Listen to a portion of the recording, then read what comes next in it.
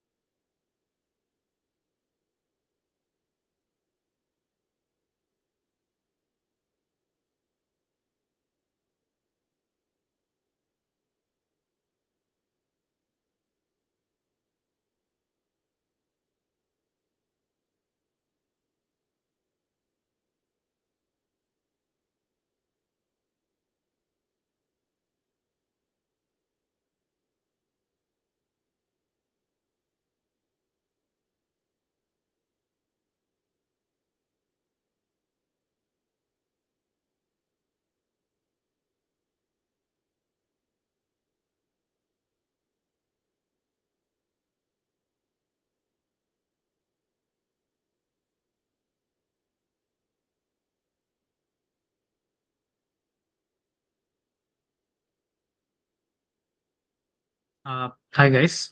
Am I audible? yes. Yeah.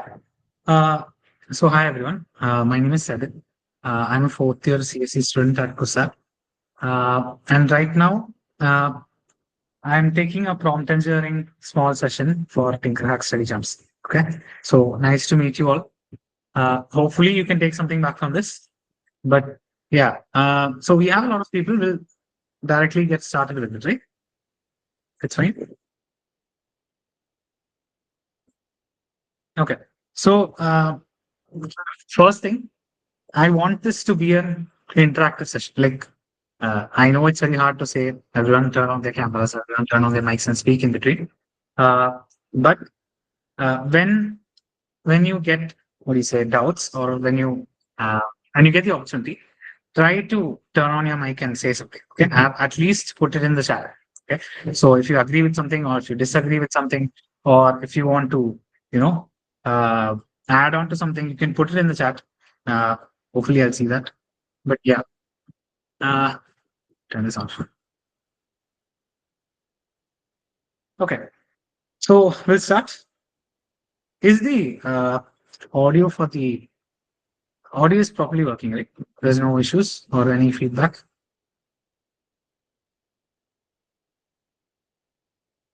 Okay, one more thing. Malayalam വേണോ English വേണോ? Is anyone not comfortable with Malayalam? You can put it in the chat. Even if one person says no, we'll talk in English.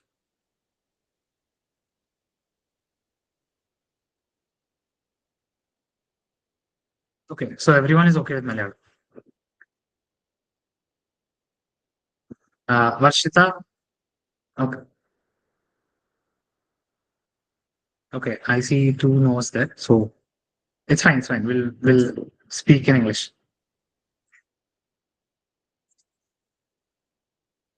Okay, so let's say I want answers from you for this. How many of you have vibe coding, or how many of you are completely new to this field of vibe coding? Or let's say, let me change that question. Uh, how many of you are attending their first hackathons for TinkerHack? Just raise your hands. Or okay, there are a few people. Yeah. So let me start with what an introduction of what vibe coding is. Okay. Uh, so the thing is, what do you say? When creating an app, okay. Right now in the development environment. Previously, we were the coders, we were the developers. Whatever thing we had to build, we had to sit and learn by scratch how to build it, what all the components are, and stuff like that. But right now, the whole coding environment has changed.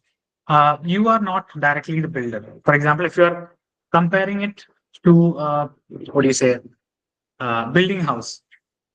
Previously, you were supposed to be the bricklayers. You build the house hand by hand. But right now, you are the architect. Okay. Uh, in a film, just like how before you needed to do the whole thing before, like adjusting the lights, acting in it, recording the whole stuff. You were a content creator by itself. But right now, you are the director. Okay. So basically, it's like uh, you own a company and you have a very talented intern. The intern can build whatever you want, but then it needs to know what it needs, the intern needs to build. Okay. So the thing with interns, or let's say, uh, if you're, what do you say, if you have someone under you and if you tell them, I need this, your vision might not be what they build. They might know how to make it, but you need to tell them exactly how to build it. Okay. That's what vibe coding, the essence of vibe coding basically is. So it's like, the thing with whiteboarding is, see, AI is not bad. If you've noticed, sometimes you might get, uh, when you and your friend are building something, you might get one output, the other friend might get a different output. So why the difference? You might think it's because of the AI, but no, the AI is same in both cases. The only difference is how you frame it. There is a randomness element to it, but mostly however you frame your prompt is what decides uh, what do you say? That is what decides your final output. Okay. So we'll show that through some examples and see how we can make this better. Okay. Uh, so I'll introduce some tools as well along with this, and then get you ready to how get you ready on how you need to go through a hackathon if you're vibe coding. But in my opinion, don't just vibe code everything. But yeah, okay, we'll start with something. See if we can screen share this.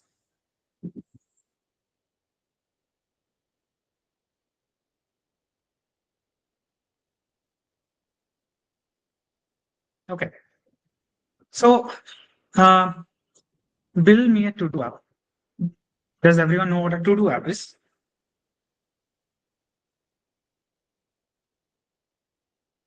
Just send the chat.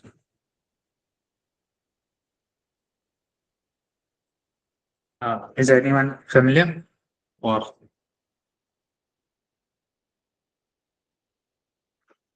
okay.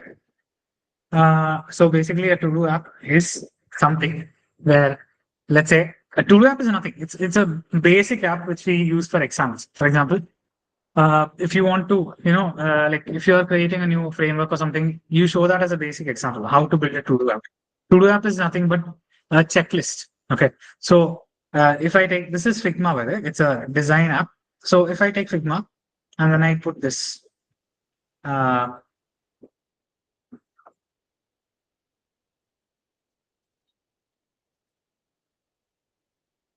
Clean the house, wash the dishes. Uh, this is a checklist. Okay. If I finish my first task, I'll just delete this. If I finish the second task, I'll just delete this. So what I did here is create a to-do list in this. Okay. A to-do app is things I have to do. Okay. It's a checklist of things I have to do, where I can just, it's just for self-tracking and stuff. Okay. So showing an example of an actual to-do app.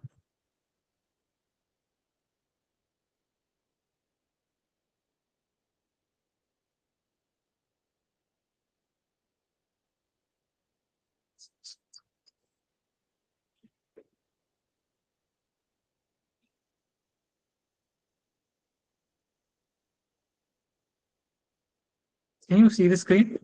The Todoist screen?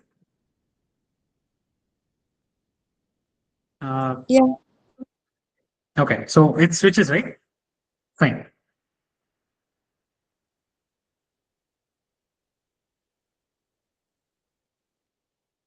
Oh, it's requires sign. Okay, whatever. You can here examples. Uh, it's visible. Okay, yeah. Okay. Here examples here. To do today, my projects. I should do this. I should do this. I should do this. And you can add tasks. So this is what a to-do app is. Okay, it's nothing. It's basically a checklist. Okay. So I'm gonna tell AI to build me a to-do app. Okay. So I've told ChatGPT to build this, but instead of showing you like this, I'll show it to you in a normal vibe coding app. Okay. So this is lovable. Okay. I'll take a session on what is lovable and other tools as well. But I've told lovable here, build me a to-do app. Okay. So it created a to-do app like this. So it's a beautiful minimal to-do app with a warm aesthetic, blah, blah, blah. And it's here. Okay. This is my to-do app. I add a task here saying, um, in the house. Okay. Plan the house, but whatever. Okay. Uh, wash the dishes. Yeah. Now, when I finish my task, I can just click here. It's completed. So this is a basic to do app. Okay. But what happens here? I just told it to build me a to do app. Now, since AI is really good, you get a pretty okay result for this. Okay. But what if this is not the result I'm expecting? Okay. That is, what if I ask, uh, yeah. So the thing is, there's a lot of things missing here. Okay. Uh, the tech stack is missing. Okay. Uh, by the way, I'm still on the to do screen, right?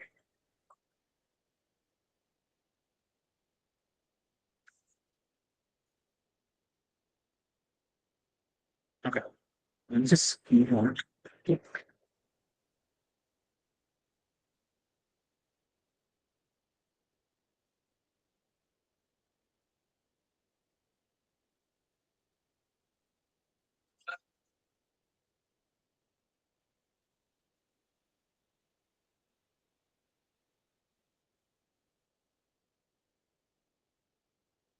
Yeah.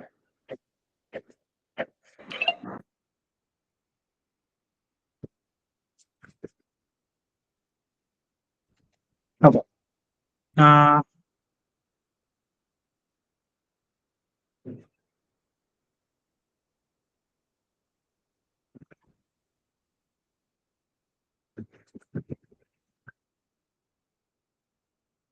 fine. So this is my to-do app that the prompt saying build me a to-do app created. Okay. But there are problems with this. That is, uh, I haven't put any text stack to this. Okay. This is something known as a vending machine prompt. Okay. So what vending machine prompt is uh, if you're asking AI to build something, okay, you should not, give direct things like this. Okay. It's like AI is not supposed to be a vending machine. Okay. It's the intern. So if you treat it like a vending machine, if you say, I want a to do app, it'll give you something. Okay. But it is not something that you actually want. And building what you want is how you should make AI do your work. Okay. So let's say this is your to do app, but then you don't know what tech stack this is. You don't know what features these are. That is, look at the features here. It's only just adding the task, and when you click on this, it completes. Where is the delete button?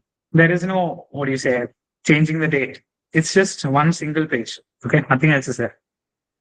Uh, you don't know where this data will go. What is the database? What is the local storage? There is no option of, changing your design. You just told it to build a to-do app. So it gives you a to-do app. It's technically correct, but it's very generic. Okay. Like there's no personality to this. And most of your features are not here. It's like if you want an app, okay, it's like the McDonald's burger of apps. Okay. For example, like you want a burger, there's an option for you to go to McDonald's or you can go to Beyond Burger. I hopefully you know what. Okay, Beyond Burger is a very amazing burger place in Kochi. So you can either go to McDonald's or you can go to Beyond Burger. But the problem with that is uh, this is very generic. McDonald's, you know how McDonald's is. Beyond Burger, you have to make it into what you want. Okay. So now the thing is, how do you make it do what you want? Okay. So here, there is something known as CTF. Okay. This is a framework for every prompt I use.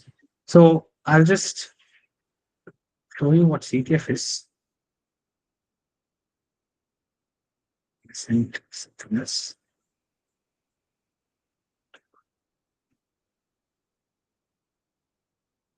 Okay. CTF. CTF is basically context, task, and format. Yeah. Context, task, and format. Now, breaking this down, context is basically your idea of who this is for. Okay. So context answers the questions for who this is for, what problem does it solve, what is the vibe. For example, like, uh, yeah, what's the vibe of this? Like, what is it for? That is what context is.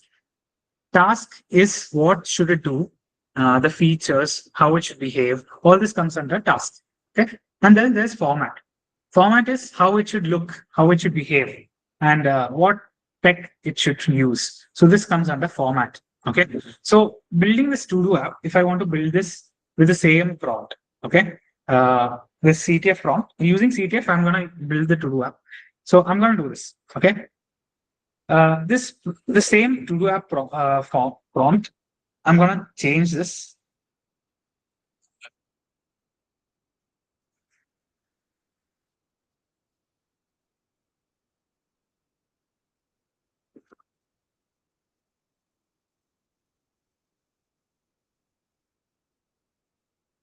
Okay, let's just do it here. Please, also.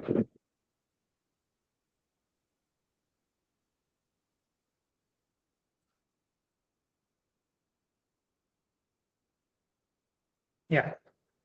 So I need a minimal to-do app for busy founders who hate clutter. Now, what is this do? This is the context part. Okay. So it tells you that this to-do app is for founders. Okay. So now features. What are the features I need?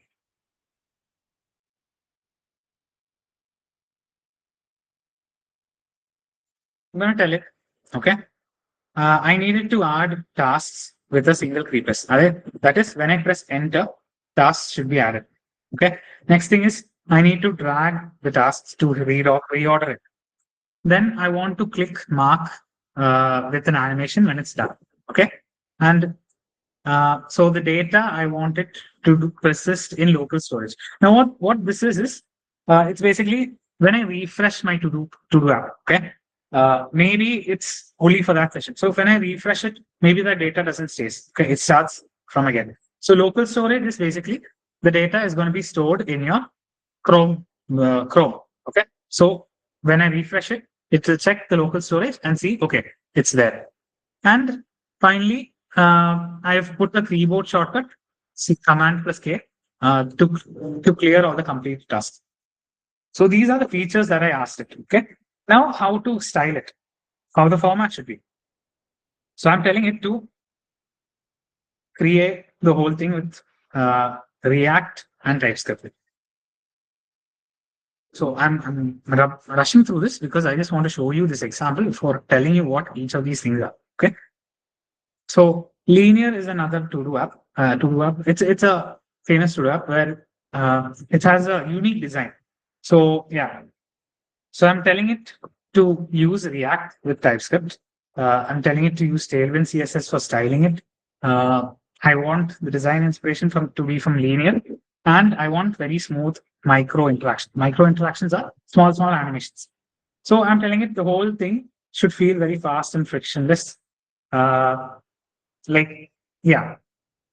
So this is my new prompt. So you can see the difference right now itself. I've given it a context, what it is. I've given it tasks to do, what all it should do, what all it should, how it should perform. And I've given it the format, how it should be built, what are the design aesthetics and stuff like that. So you can see a clear difference when I put this in my, when I tell it to build this. Okay.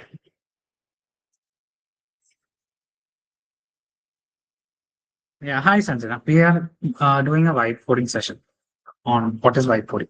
We just started, so yeah. Uh, okay, so I've told it to build me a to-do app, and this is what it gave me. Okay, so I'm gonna create a new session here. Okay, and I'm gonna tell Lovable my new prompt. Okay, let's see what difference this makes.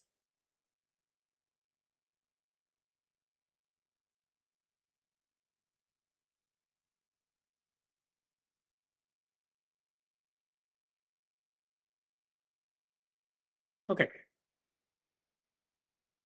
while this goes on, I'll cover what we are doing in this session. Okay. So first of all, I wanted to show you the difference between a normal prompt and what a CTF framework prompt is. Okay. So through this, you can see how the difference between like vague prompts are and effective prompts are. Because uh, the main thing, you might think this is very elementary, but the issue with this is uh, for last year's TinkerHack, I had to mentor two colleges. One was in MITS and one was another college. So the problem was for the second college where I went, many students did not know how to prompt AI properly.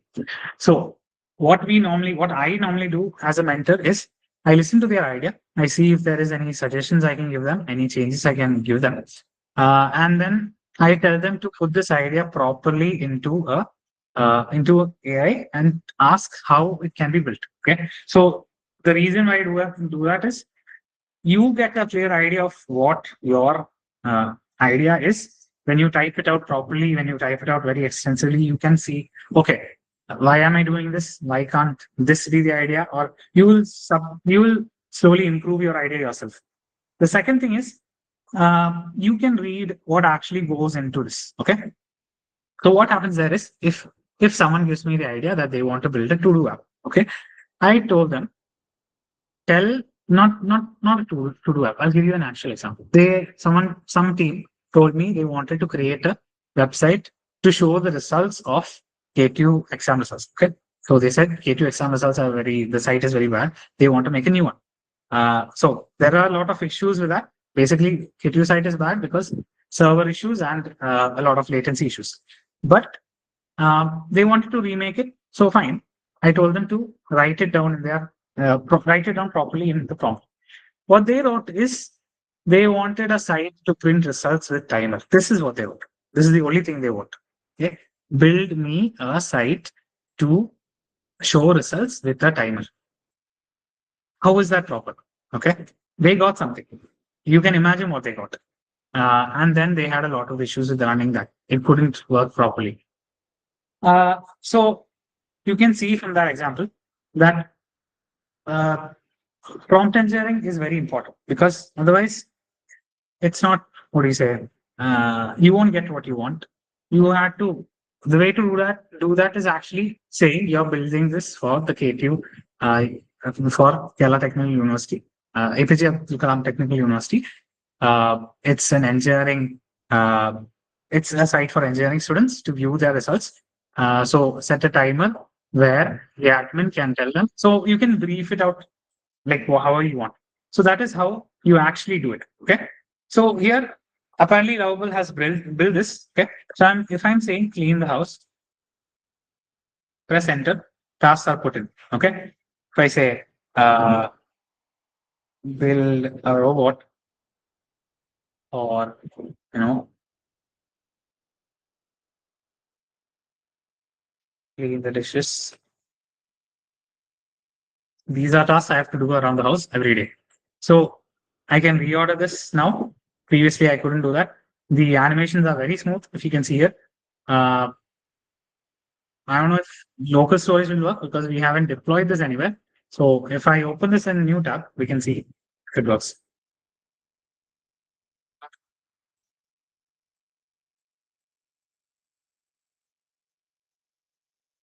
Let me refresh this. Yes. So I click refresh here and it's still here. It's not gone. Okay. So it has saved everything in the local storage. You can reorder this. So everything I told it is working properly. When I click this, see, it told me to click uh, command is basically Windows key. So Windows key to clear. So if I click that, not Windows key, right, control I think. Yeah.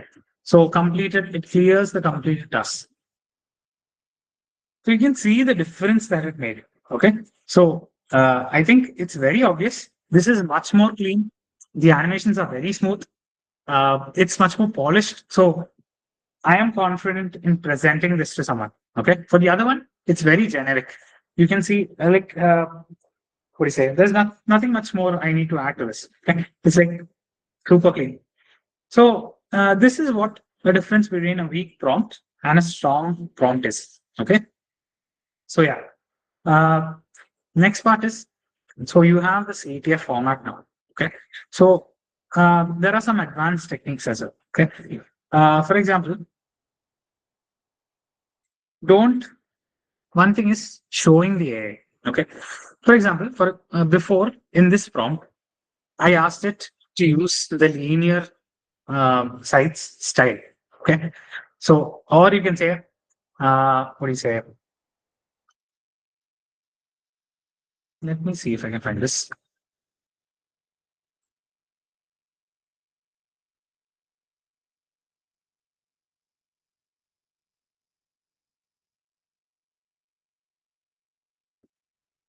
Not this.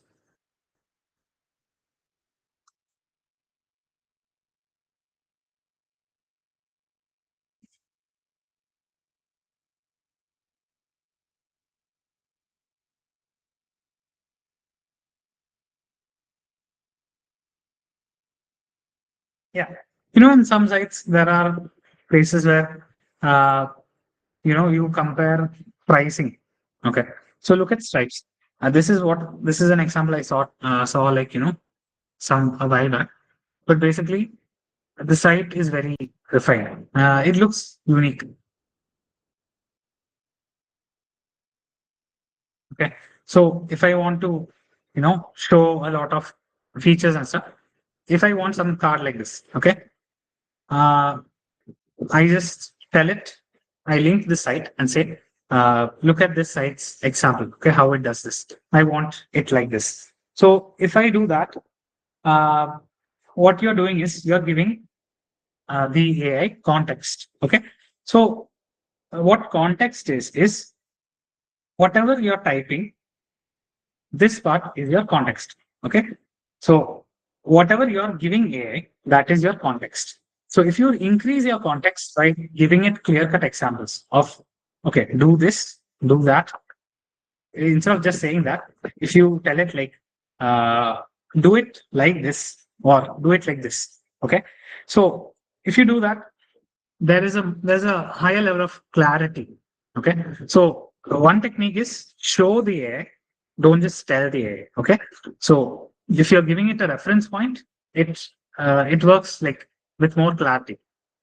Now, your second technique is to specify constraints. Okay. So constraints is basically limitations. So if you want to build a uh, website for an app. Okay. So how many of you have played okay, let's take a very simple example. Candy Crush. Okay. So hopefully you're following through with all this. I haven't checked the messages in a while. Yeah. Hi, Sadhana. I'll share my LinkedIn at the end. Okay. So yeah, okay, it's working for fine. Yeah. So my constraints is if you played Candy Crush, you know it's a very popular game. Okay. So if I'm someone who heard about Candy Crush and I want to check out what it is, I search on Google what is Candy Crush. I see their website. Okay. But who do you think are the most likely to go to Candy Crush? Are they mobile users or are they desktop users? Obviously mobile users. Like it's a mobile game, so they first search on mobile. Okay. So if you're if you are building a website for for Candy Crush, you need it to work perfectly on mobile, even if it doesn't work like pakka smooth on desktop. It needs to work really good on mobile. Okay. Like most of our traffic will be on mobile. So you also want areas where sometimes if your website is very heavy, performance there are issues with there'll be issues with performance. Okay. Sometimes if you want like lot of motions, you want very low animations, that is a constraint.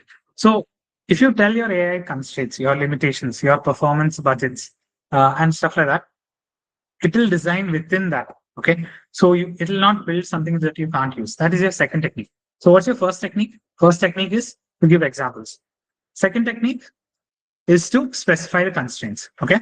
So I'll show you, I'll just write them down for you.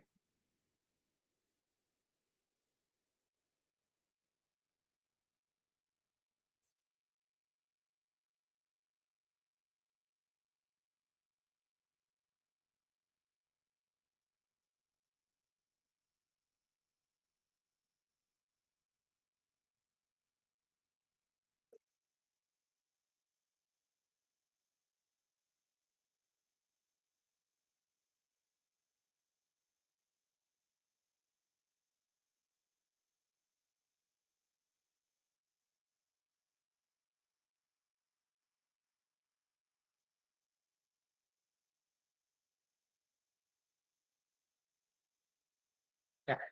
This is an example. Okay. So if I'm telling it to build a pricing page with 3 tiers, I can say, okay, use Linear's pricing page example, use Stripe's pricing page example. Then I wanted to avoid this. So this is the thing with examples. So I'm giving it examples. Here is my second technique, constraints. Telling the AI what all constraints it should build within. Okay. So this is an example of a meditation app. So I'm telling it, it must work perfectly on mobile. There's no libraries that should be above 50 kilobytes. It must be accessible. There is zero animation. So these are things that you will come across in your engineering life later as well. But yeah, these are constraints. So I'm telling it to build a landing page for a meditation app within these constraints. Okay. So this is two. Third technique is to ask for explanations. So the main problem that everyone sees with vibe coding is even I would say that you should not do is don't just randomly depend on AI. Okay. So depending on AI is when you're just using AI to build everything. When speed matters, I understand. But when you're building a project by your own, if you're telling AI to build the whole thing, the basic problem with this is you won't understand what you're doing. Okay. And the simplest way to solve that is to ask for explanations. So, when you're asking for explanations, there's another benefit as well. Okay. Uh,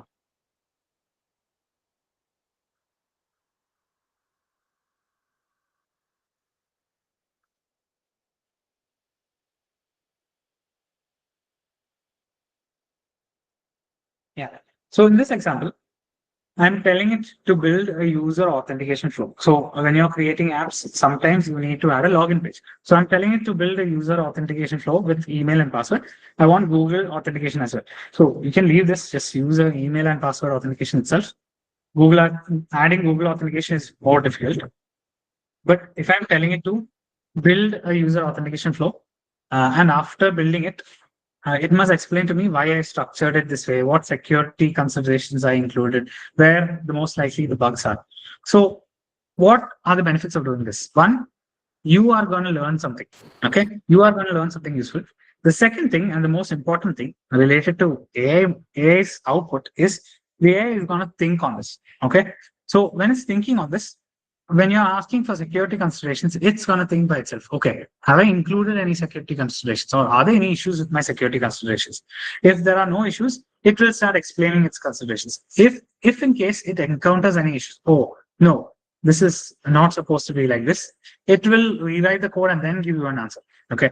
So it also will say, like, when you're asking the bugs, it will think of those bugs and it will try to solve them and give you the bugs that, uh, you know, uh, are random, or it doesn't have a lot of control over it.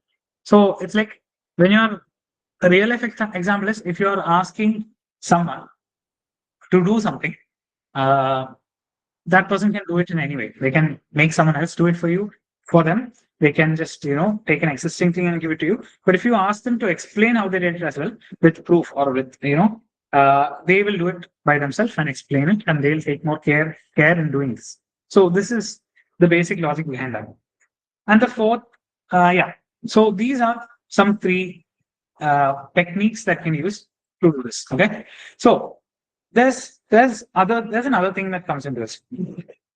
One thing is some common mistakes that people make is uh, okay. I call the novel prompt. Okay, not novel as in new, but novel as in the book. Okay, that is some people write 10,000 words essays, not 10,000. 10,000 is unrealistic, but 1,000 word essays. When I say make it detailed, when your prompt should be detailed, don't sit and write like you're telling, don't sit and write like you're writing an essay. Make it precise, make it concise, but the AI can handle it. It's not like, the AI is like, okay, it's too long, so it'll make mistakes. But the problem is you're wasting a lot of time. You're wasting a lot of time typing that. You're wasting tokens. That is the most important part. So what happens here is, uh, let me just share that screen here.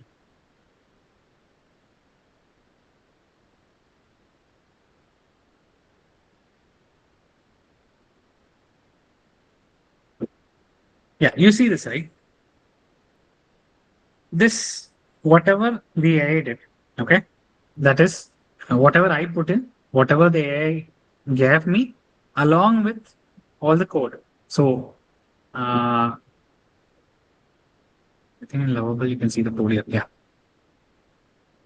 Along with all the code the AI wrote, All of this requires something known as tokens. Tokens are the basic building blocks of an AI's response and the AI's input.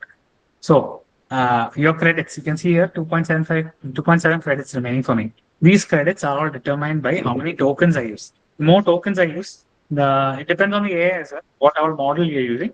But the more tokens I use, the more credits I'm wasting. Okay. So that is one thing. Uh, so that is another problem with making this 10,000 word essay stuff, 1,000 word essay. Now, next thing is, uh, next mistake is assuming that AI knows your preferences. Okay. For example, if I'm someone who always codes on, this is my thing. I like to code on Python. I don't like coding with Java. But let's say AI doesn't know that. When you're telling AI you want this, okay, it might build you something with React. But then I don't want React because I don't know React, or say I don't know a specific, let's say I don't know Svelte. So it builds something with Svelte. And the problem there is you don't know Svelte. So what happens there is you have to change that. You have to repeat the whole thing. That is a problem. You're wasting a lot of tokens. You wasted a lot of credits. You wasted a lot of time. AI wrote that thing, which you don't know. Okay. Let's say you're rolling with it because you don't know that language. You can't, work on it. You can't change it. You don't know what's going on. And when some bug, which is, kind of unsolvable appears, or when you have to like sit and search that bug, that is where the issue comes in. You don't know what you're checking for. You don't know what the bug is. So assuming AI knows your preferences is bad. You have to tell it every time. Okay. Now, next thing is uh, every time don't prompt, like, when you're writing a first prompt, uh, it's always a draft. Okay. So you have to refine that to make it smaller and stuff. So if you don't have time, you can write the essay part. It's not a problem. You're just wasting time. But it's better to always write your whole prompt and then refine it and take only the important parts and tell the AI. Okay. So these are the three normal mistakes I say. Now, I'm not telling you all to do your, I thought of giving you a practice exercise or something, but then uh, rewriting that takes time. And we have a very short time. So I want to give you all examples of what you can do or how you can use what you can use for TinkerHack. Okay. So there are a few tools that you can use, and there are occasions where you have to use these. Okay. So the old-fashioned way was you write the prompt, AI gives you code, you copy paste it into VS Code. That doesn't work. You go back to the AI, you copy paste it again. It's like uh, you're calling a friend, you're asking him what to do. That friend tells you what to do, you do that. Then you call the friend saying it doesn't work. But the thing is, the friend doesn't know what is happening. Okay. Now the new way, the better vibe coding method is using agentic workflows. That is, there are a lot of AI agent tools. These agents can read your files. It can write code by itself. So basically, you become like the director, and the AI becomes the team that does it. Okay. So what is it in practice? There are a few tools that you can see. Okay. One is Cursor. This is very famous. Hopefully, you've seen this, you know what this is. But this is Cursor. Okay. Cursor is an AI powered IDE. So hopefully you've heard of VS Code, Visual Studio Code, but Visual Studio Code is an IDE. So Cursor is an AI powered IDE. This thing can read your code base. It can make edits across different files. So I'll show it to you in practices also. But if you have a code base, if you have a file structure, if you have code inside, and you want AI to help you build it real time, and you need to have control itself. So you want to see the code, you want to change it, you want to fix bugs. So when you want an AI that understands your files, you use Cursor. Okay. So this is not like a complete builder, but it's something that works along with you. You tell it what to do, it builds it. You can see what it builds, and you can interact with it. The next thing is Lovable. Lovable is what I showed you just before. For Lovable, basically you describe an app It generates the whole thing, front end, back end, database. So this is lovable, like you've seen.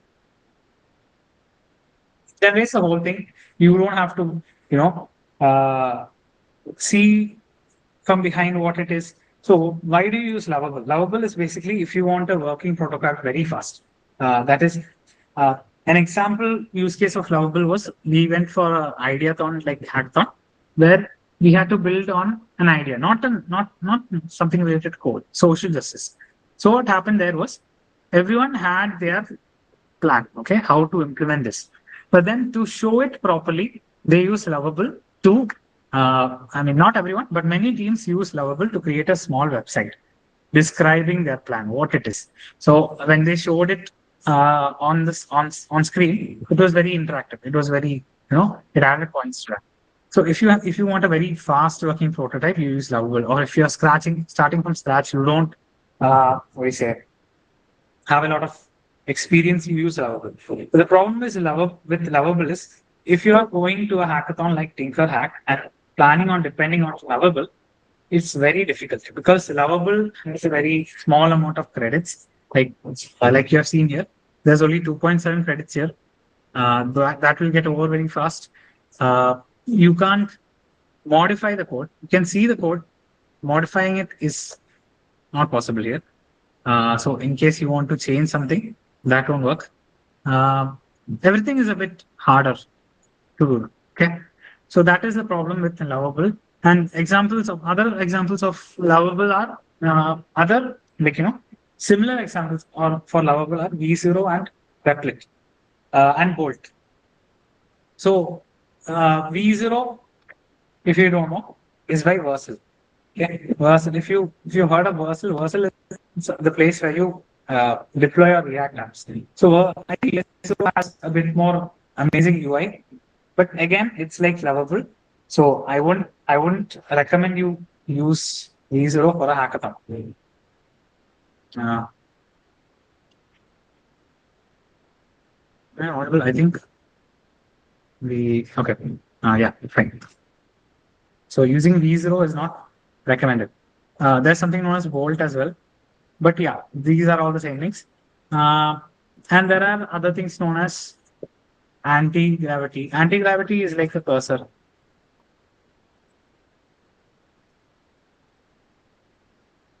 Anti-gravity is cursor for by Google. Okay. There are also terminal stuff. So let me show you all of these in person.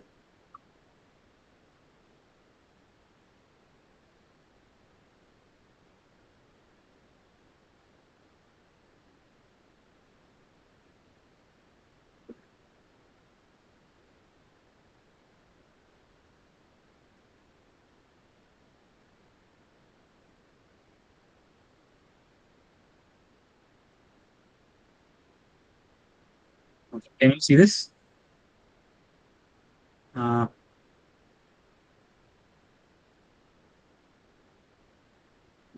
okay. This was a treasure hunt that we did in our college. Okay. So in order to help with the UI, we used cursor. So what happened with cursor is basically there is something known as uh, there is a area here to select or create your agents. Agents is basically it's like a chat. Okay. So you tell it, uh, I want to add this feature. Okay. Or let's say I want to know how to change the story keys. This was a feature in our game. Okay. So now, if I want to, you don't have to do this every time, but uh, I want to specifically say it's present in this file. Or let's say um, I want to change. I know there is some error in uh, this globals.css. Okay. There is some error here. Imagine. So I can reference that with @. So if I click @, files and folders, go to src, modify that as well. @, uh, src slash uh, app slash.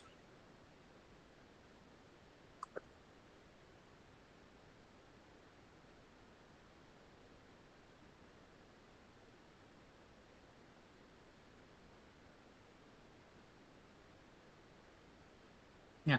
Okay, wait. I just opened rules.css, so it'll be here. I click this here and see. I have references here. Okay. Most of the time, you can reference if you want to reference the whole thing. You can just add the rate and reference here. But yeah. So when I'm referencing this, I tell it what is present here. The AI will specifically go to this file and read it. Okay. It has the access to all these files, but it has to decide what it wants to read because the file is very large. If I say, if I specifically tag this, it's like tagging someone in a WhatsApp chat. It specifically goes to them. It specifically checks what is in this. Okay. So this is how cursor works. I tell it to do something. It modifies the whole thing. It changes everything inside it and stuff. So this is cursor, example of cursor. Okay. So yeah, these are some examples for what do you say? I'll just do a small demo so you can understand properly.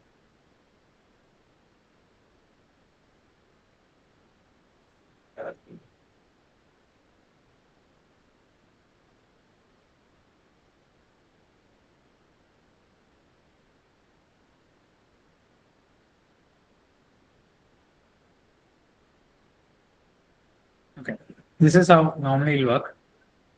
Uh, I'm gonna tell it that initial thing. Okay,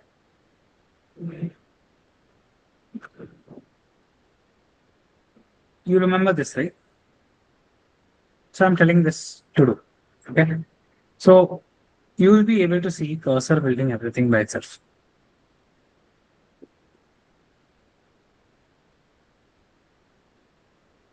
Okay. Let it run. So there is also another thing known as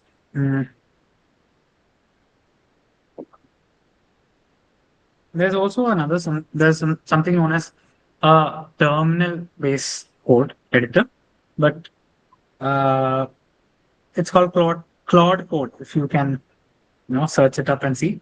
But here, if you check on cursor, it's asking me to search. It's asking me help on whether if it can search. When it wants to add a file, it'll ask me if it can add a file. So that is as human. I forgot what it was. But basically, it asks the human for an approval, human review, if they can do these changes. So if I just click keep all, it'll make all these files. Okay.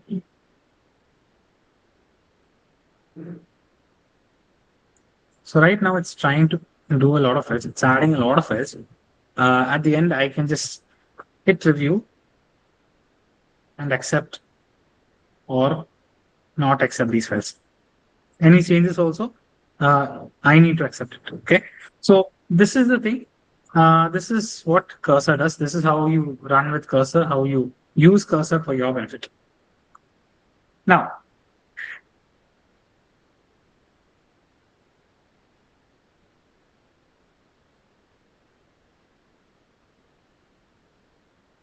I'll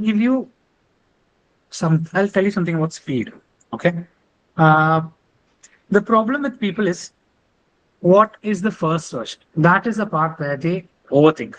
That is, you spend weeks when you're working working on a perfect project. You want a perfect project. You want something that will last forever.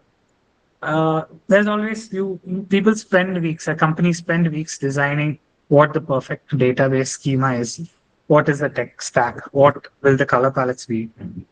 But doing this, you never ship anything. Our hackathon, for hackathons, you need the opposite philosophy. You need rapid prototyping. Okay, you ship something ugly and working in 10 minutes, and then you improve it.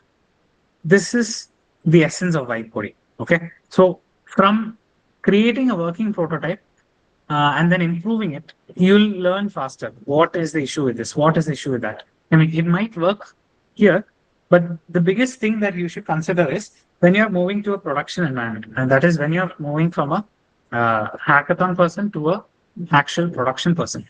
What changes is uh, that was your prototype. Now you have to create your actual stuff, your actual thing that you're deploying, or if you're putting into production, that thing's security should be perfect. There should not be any loopholes. So all these things are missed when you make AI do something. Okay. So here for hackathons, why you need white coding is uh, you'll basically discover what you actually need. Okay. Instead of discovering what you think you need. So it's the same as saying, don't just plan stuff and try doing it, because that's what's better. Okay. Mm, yeah. So how do you actually work on this? I'll give you a few more tips. One thing is you should force yourself to describe the idea in one single breath. Okay. So if you need to have a clear idea of what you're building. Okay. So I don't want to build a to-do app. I don't want to build a small to-do app. I want to build a to-do app for founders who have no time. Understood. So that is a clear idea of who you want to build it for and why you're doing this instead of just doing something for the sake of doing. Okay. Uh, the other thing is, what is the thing that the users will keep on doing? What's your main actions, main thing? Okay, that is the thing you should stress on. Then referencing it is very important. And the other thing is build it uh, and try to get it to work first.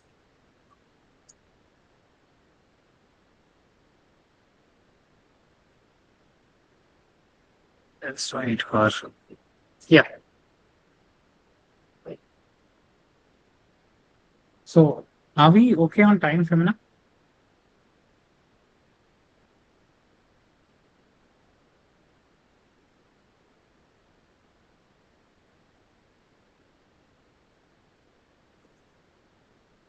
Hello.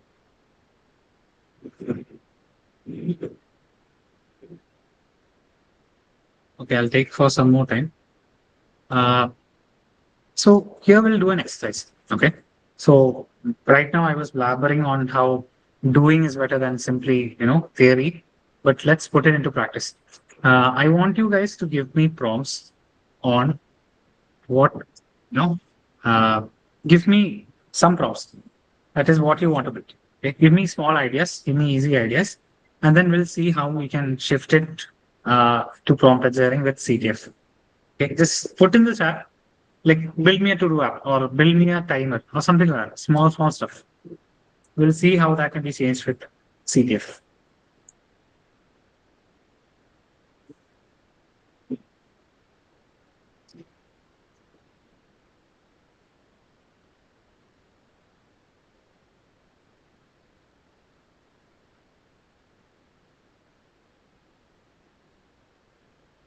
Guys, chatലിടും ആരെങ്കിലും എന്തെങ്കിലും കേൾക്കുന്നില്ലേ?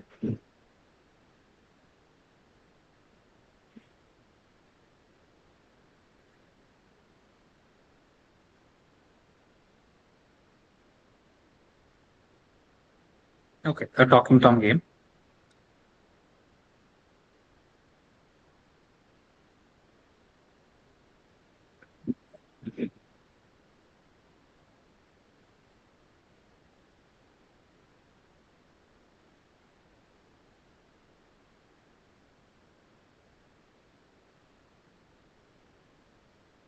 No other suggestions?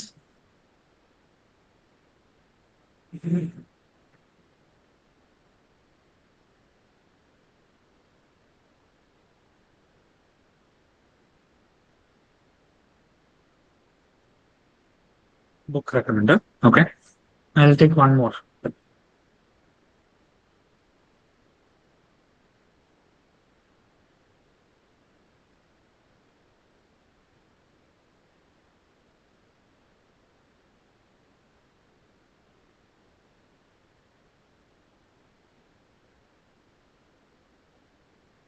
Okay, simple video editor too. Fine.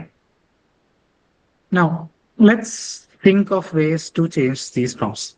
Okay. So uh, I'll take.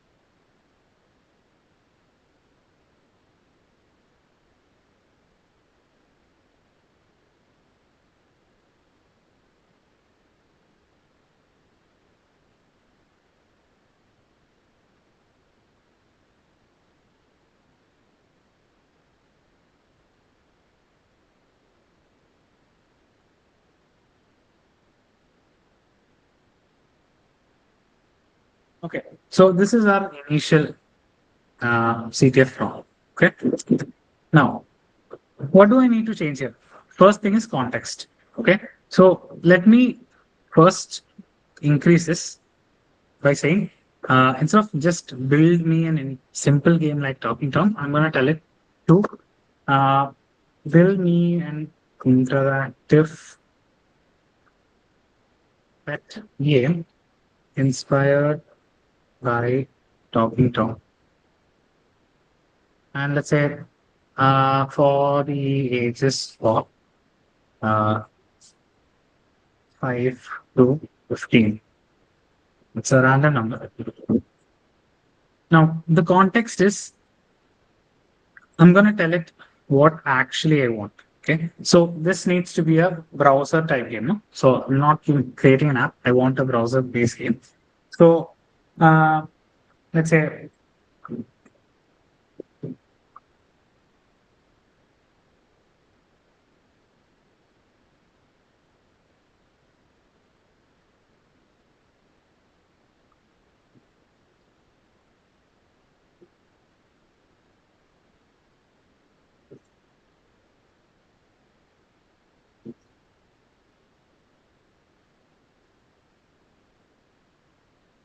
so I'm telling it what it solves. Okay. What kind of thing it is.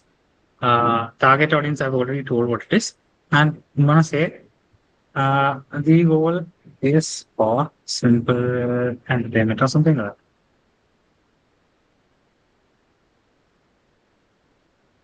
This is the context of what this app is for. Okay. Now, the features and the interaction I wanted to do is uh, click or tap the bet to trigger an animation. Um, let's say what laugh. Okay. Then I wanted to always have idle animation as well, like blinking and stuff. I also wanted to, what do you say, record an audio. There should be a record audio button.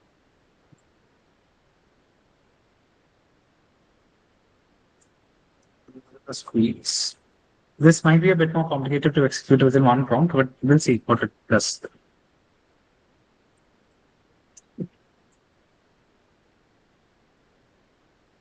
Okay. For now, this adding audio will make it use APIs. So I think it's better to go with these two. These two. Also, there needs to be a feed button.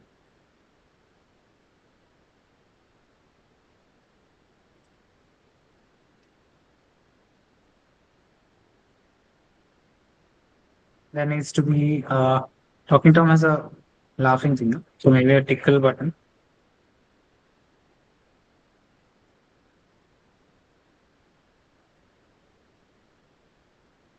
Sleep button that sleeps. What else? Okay, let's say The pet should feel responsive. Also telling it to have.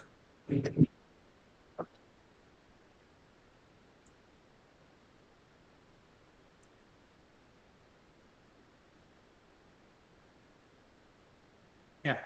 So now I'm going to ask it to have ask for the UI. So see, problem with this is there's a lot of things to consider here. Okay, the app is much more complicated than simply a to-do app. So if you're seeing here, I'm typing and typing. I have to think everything by myself. You might think this is very complicated. You need to know English very well. There is a very simple way of getting what we want. Okay, I should have shown this earlier.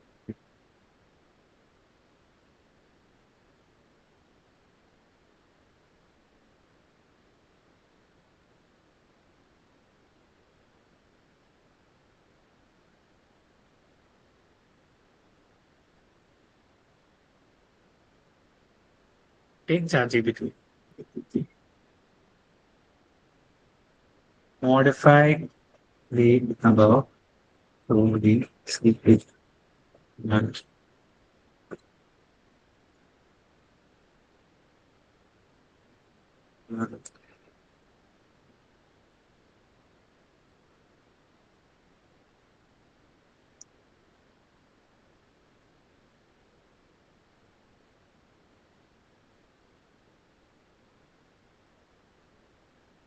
Here. Uh,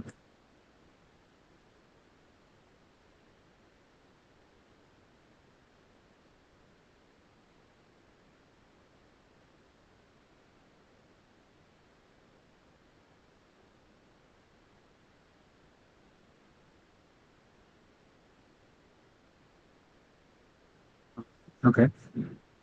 Yeah. Yeah. So build a simple virtual compile. The character should do this. Here's the format. That's great. I don't think it understood what I want. Modify the above prompt task and format. Uh,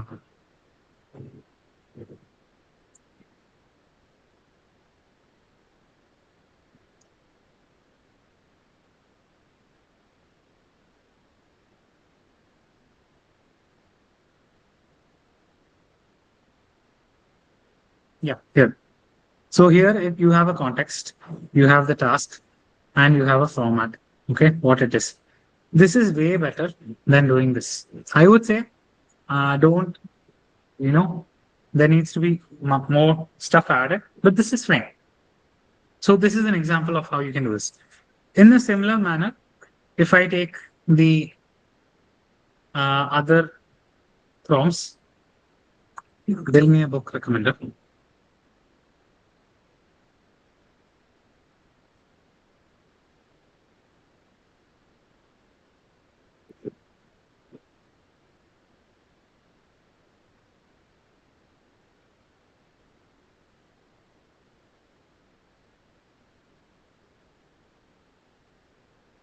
Yeah. You have a book recommendation system, you have tasks, and you have format. Again, there's more. Okay. Now, what I want you to consider, the reason why I started typing the whole thing for a long time is I want you guys to understand that just telling AI to rewrite this into CTF is very bad.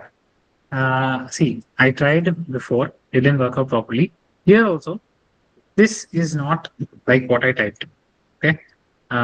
It's, what do you say? You remember how I typed, right? There is stuff like, what do you say? Clicking the pet creates an animation. So only I know what I want to implement in this. User interactions, character reacts. What does it react? How does it react? I want it to react happily.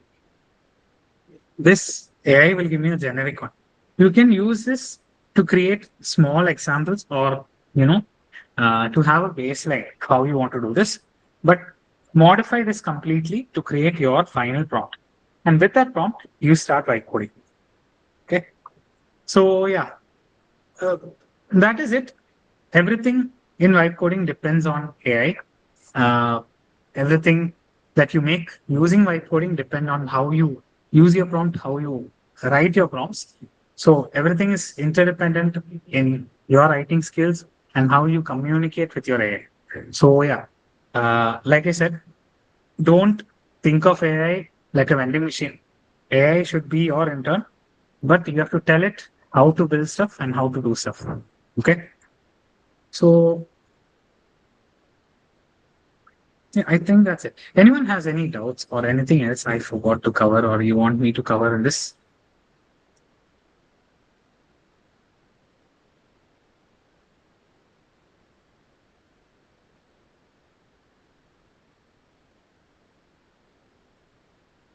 If you have anything, you just put it in the chat. Meanwhile, I'll introduce myself again. Mm, Here is my LinkedIn.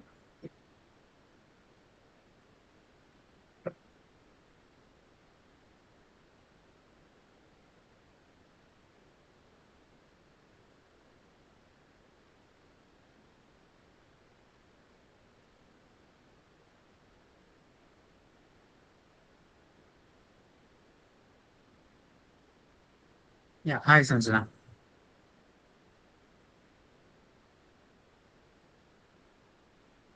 Uh, Sanjana, you have anything? Your hand is raised.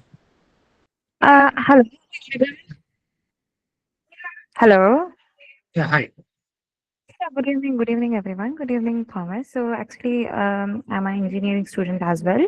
I'm from Bangalore, and the thing is, yeah, I do understand vibe coding a bit after your session. And the only thing is, if vibe coding is completely over AI, and if you have premium AI tools, would it be extra overhead that others will be overtaking you?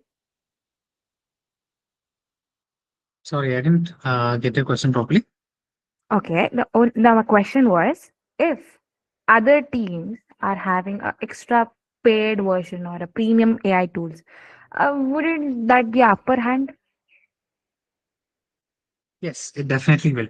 But this was what I wanted to show you was how whiteboarding works. Okay. But All there right. are other ways in which you could do this as well. For example, uh, it's the only thing that can give you a proper edge where with in comparison with paid people are how you write your prompts. One. The other thing is other tools. For example, Google's anti-gravity. When your Claude, or sorry, not Claude, when your cursor maybe runs out of limit, you switch to anti-gravity. Or you can try coding by yourself as well, using maybe you know sites such as there is something known as Google AI Studio. So this is not a complete agentic vibe coding tool, but it will, you know, so instead of using ChatGPT for building stuff, I would recommend you to try Google AI Studio. You can change your prompts however you want. You can build around with this. If you can see this properly, here, this is a tool by Google wherein you can change your model. Not just these, other models are also available.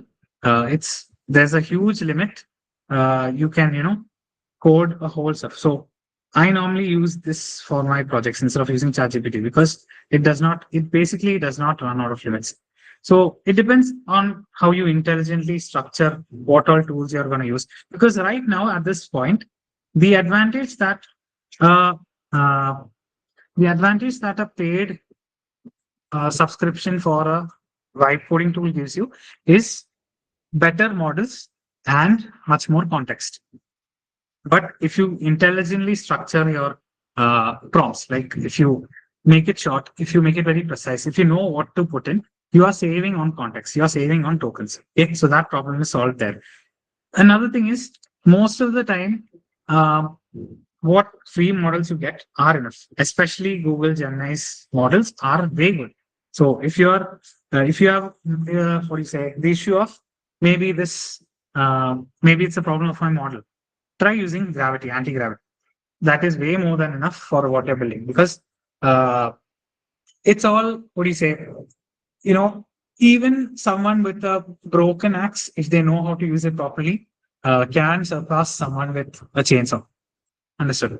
So that is a limitation, but unfortunately, we don't have anything to, you know, outright stop that from happening. But your best bet, your best method is to learn how to engineer prompts better, learn how to use different types of tools for different purposes, learn how to integrate stuff. So yeah. Um, As a vibe coder, what should I focus on? Like adding more features and beautifying it, or what exactly that my project can win awards? Like what they exactly do is that okay, this app has particularly more features compared to what we have expected, or okay, this app doesn't look very extremely good, so beautiful, and what exactly should I focus on? Okay. Coming for hackathon type, no, with an hackathon type context in mind, the main thing is you can do this two ways. Okay. First of all, initially think what the basic idea of your app is. Okay. Once you have that in mind, try to get it working. That is your first thing. What you have to do. If you get the whole thing working, if you get your initial idea working, if you have time, you can move into modifying it and adding more features.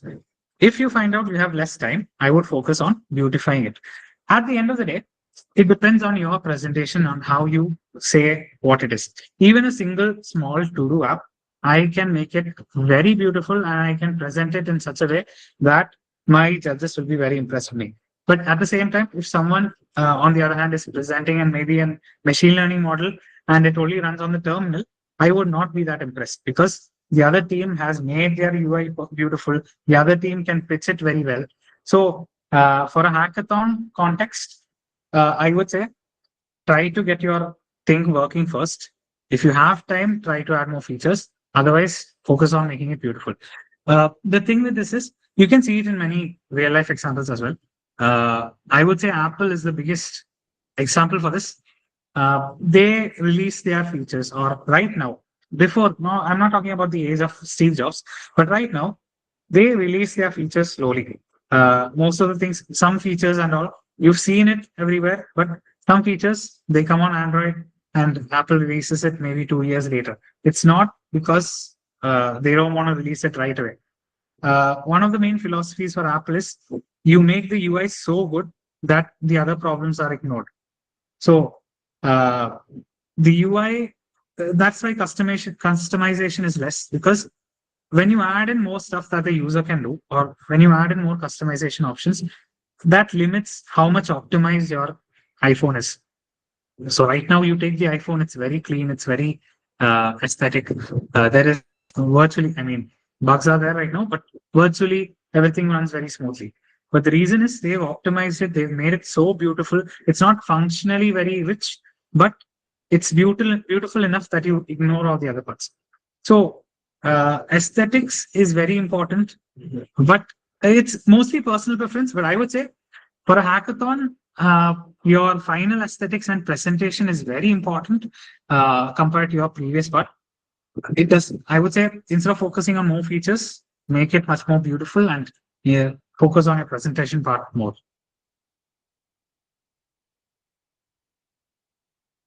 Oh, thanks a lot, sir. Thanks a lot, sir. Thomas. I did learn a lot today. All right. I'm done with my questions. Yeah. So I think we can wind the session up. Once again, I'll just introduce myself because you asked before. I'm a student as well, a fourth year CSE student at USAT. But my main focus all my engineering years has been AI. I take something known as AI Wednesdays. It's a weekly AI community sessions here at Thinkerspace. It includes people from students, developers, and even you know people who've studied engineering and have left the field and have just come back to explore AI. So whoever is there in space, they attend. Sometimes there is a common crowd as well. But yeah, so at AI Wednesdays, we take different topics every week. So that's there. Uh, and yeah, that's basically it. So hope there are no more questions. If not, we can actually wind up. Hopefully, you guys have taken something back from the session. Uh, yeah. Thanks, guys. Thanks a lot. Bye.